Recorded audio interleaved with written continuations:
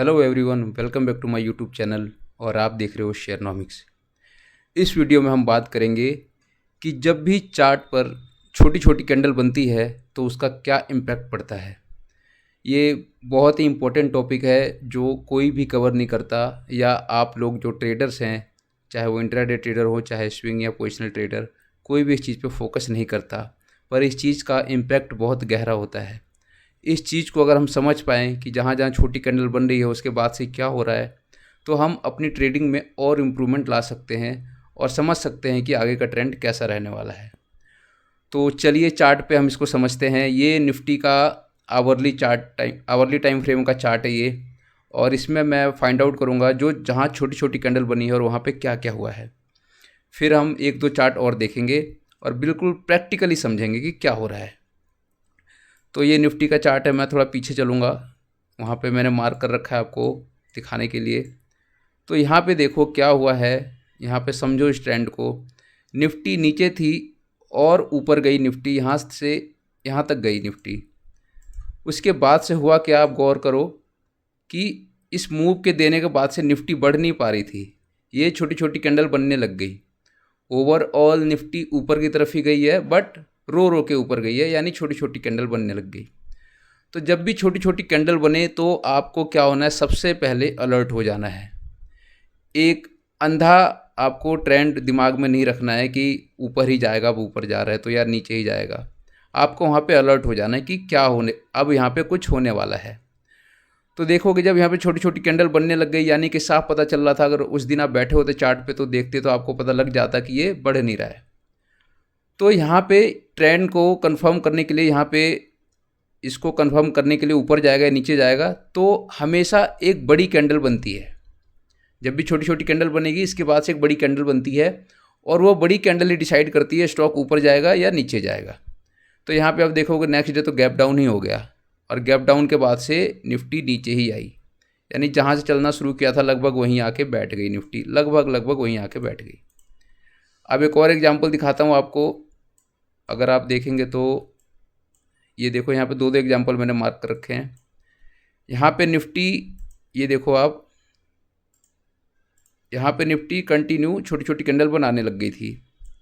तो जब भी छोटी छोटी कैंडल बनाए तो आपको मैंने बोला अलर्ट हो जाने को। तो छोटी छोटी कैंडल बनाने के बाद एक बड़ी कैंडल बनी, आप देख रहे हो।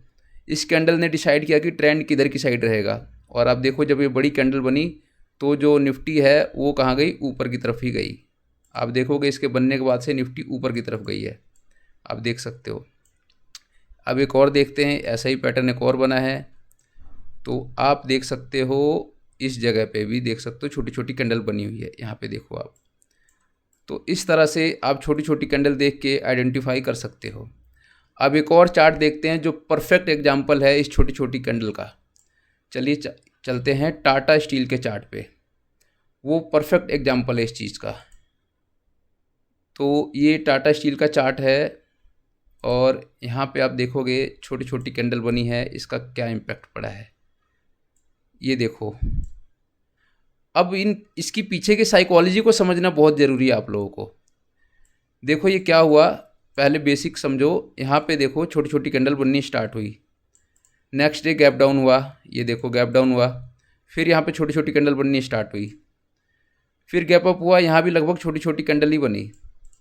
और फिर क्या हुआ, मेटल की कोई बैड न्यूज आई, और यहाँ पे बैड न्यूज आने के बाद से क्या हुआ कि सभी मेटल के स्टॉक उस दिन गिर गए थे।